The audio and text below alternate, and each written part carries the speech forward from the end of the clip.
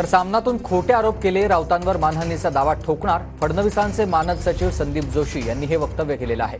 मी कुठलेही खोटे प्रमाणपत्र दिले नाही असं संदीप जोशींनी म्हटलंय. तर संदीप जोशींच्या आरोपांवर संजय राऊत यांनीही उत्तर दिलेलं आहे.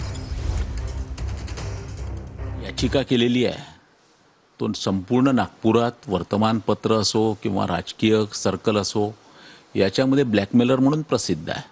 त्याच्यामुळे कोणीही याची दखल देखील घेतलेली नव्हती. आता राहिला सामनाचा, तर मी सामनावरती आणि सामनाचे संपादक संजय राऊत यांच्यावरती 1 रुपयाचा दावा ठोकणार आहे.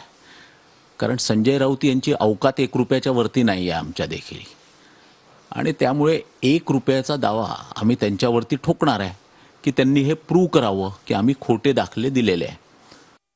न्यायालयात आहे ही न्यायालयाची बातमी आहे. अभ्यास करा कायद्याचा.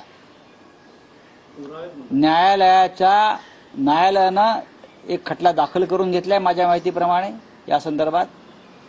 मोहिनी जबलपुरे नावाचे एक पिटिशनर आहेत, ते ह्या घोटाळा संदर्भात कोर्टात गेलेले आहेत आणि त्या आधाराने ती बातमी आहे ना.